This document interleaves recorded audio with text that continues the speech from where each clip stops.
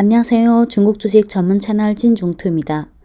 4월 27일부터 6월 말까지 두 달간 반등한 중국 증시가 7월 들어 숨고르기 장세를 보이기 시작했습니다. 오늘은 우선 7월 11일 시황을 간단히 정리해드리고, 둘째는 현 시점에서 중국 증시를 점검해보고, 끝으로 어제 중국 현지 증권사 몇 군데서 발간한 시황 보고서 중 결론 부분만 간단히 번역해드리겠습니다.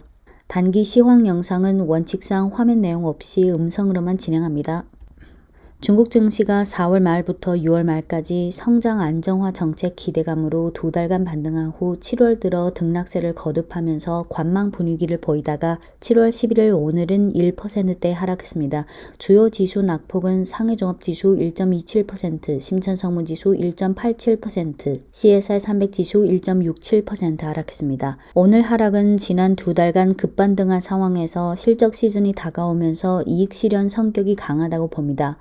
오늘 67개 업종 중 57개가 하락했는데요. 낙폭 큰 업종은 자동차 4%대, 전기차, 기초금속, 석탄, 화학원료, 배터리 3%대, 비료, 농약, 반도체, 정밀화학, 전력망, 가구, 공항, 전자부품, 주류, PC 하드웨어, 항공, 외식관광 2%대, 소프트웨어, 철강, 건자재, 문화미디어, 부동산, 식품, 자동차 부품, 기계, 태양광이 1%대 하락했습니다.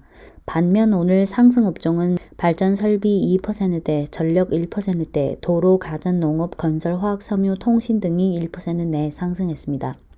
이번 주는 경제지표 발표가 집중됐는데요. 11일 오늘은 6월 통화지표가 발표되는데 6월 M2의 전년동기 대비 증가율이 11.4%로 전월치인 11.1%와 예상치인 10.8%를 약간 상회했고, 6월 연화 신규 대출액은 2.81조 위안으로 전월치인 1.89조 위안과 예상치인 2.43조 위안을 상회했습니다. 13일은 6월 무역 지표가 발표될 예정이고 15일은 6월 실물 경제 지표가 발표될 예정입니다. 제가 6월부터 중국 시황 코너에서 몇 번 언급한 내용인데요. 4월 말부터 시작된 반등세가 한동안은 계속될 수 있지만 숨고르기나 이익 실현에 따른 조정이 나올 수 있다고 말씀드렸는데, 7월 11일 현 시점에서 정책 기조, 코로나 방역, 실적 시즌, 투자 심리, 외부 환경 등 측면에서 한번 짚어보겠습니다. 정책 기조 측면에서 보면 인민은행은 지난 6월 24일 2분기 정례회의에서 통화정책 수단의 총량과 구조라는 2종 기능을 잘 발휘해야 한다고 언급했는데, 이는 1분기 정례회의 때와 대체로 일치했습니다. 즉 통화 완화 기조에는 변화가 없다는 뜻입니다. 물론 과거 미국과 유럽식의 그런 무분별한 양적 완화가 아닌 적당한 수준의 통화 완화입니다. 성장 안정화 정책은 4월 말부터 6월 초의 집중적 발표 단계에서 6월부터는 구체화 단계로 들어가면서 7월부터는 관련 진전과 실제 효과에 대한 관심도가 높아지고 있는데, 7월 하순 개최될 중앙정치국 회의에서 성장 안정화 정책의 구체화와 효과 발휘에 대해 재차 강조할 것으로 봅니다.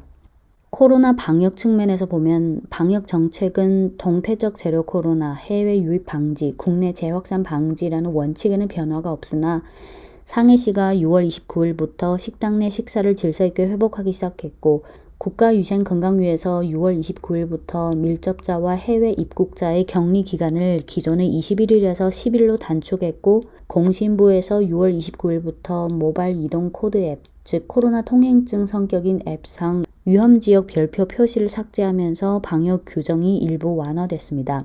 7월 들어 최근 일부 지역에서 확진자 수가 소량 늘어나고 있지만 접종률 향상과 방역 조치 개선에 따라 전반적으로 통제 가능한 상황이고, 방역의 신속성, 정확성 상시화가 유지되면서 하반기 방역이 경제에 미치는 부정적 영향은 2분기보다 약화될 것으로 보입니다. 네, 실적 시즌 측면에서 7월 들어 상장사들이 공시한 2분기 실적 잠정치에 의하면 순이익의 전년동기 대비 증가율이 50% 이상인 업종은 주로 배터리, 화학, 정유, 방산, 반도체, 제약, 바이오, 첨단 제조 등에 집중돼 있고, 그중 아무래도 업스트림, 즉 원자재 쪽의 실적 확실성이 더 강했습니다. 2분기 실적은 업종 간의 실적 분화가 커지면서 업종 간 포지셔닝 조정을 유발할 가능성에 유의할 필요가 있는데요.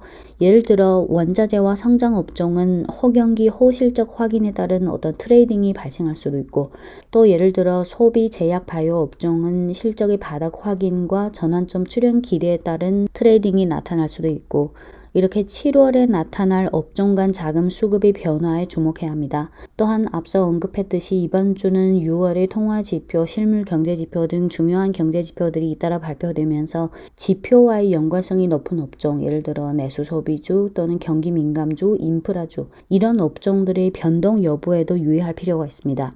네, 이어서 투자 심리 측면에서 생각해보면 작년 12월 중순부터 올해 4월 말까지 5개월 가까이 하락한 중국 증시가 4월 27일부터 6월 말까지 2달간 반등한 후 7월 들어 숨고르기 장세를 보이기 시작했잖아요. 중국 현지 주식형 공모펀드의 환매율을 보면 6월 중순의 1000분의 2에서 1000분의 5로 상승한 지 지금 한 3주 정도 됐습니다. 현지 투자자 입장에서 생각해보면 과거에 주식이나 펀드를 보유하고 있었던 투자자는 최근에 수익이 발생한 주식과 펀드에 대해 이익 실현을 할지에 대한 고민을 할 수 있고, 최근 새로 들어온 투자자 입장에서는 향후 흐름이 어떻게 될지 다소 망설이게 될 수도 있는데, 이러한 관망 심리가 7, 8월의 증시 흐름과 업종 흐름에 어떤 영향을 미칠지도 지켜봐야 합니다.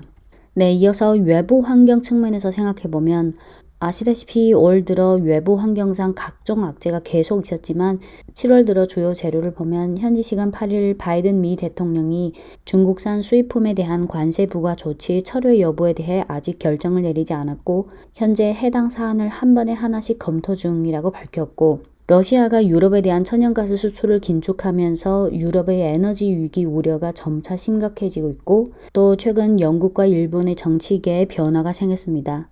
이러한 외부 이슈들이 글로벌 증시 투심에 부정적 영향을 미치게 된다면 중국 증시 투심에도 아무래도 간접적인 영향을 미칠 가능성에 유의할 필요가 있습니다.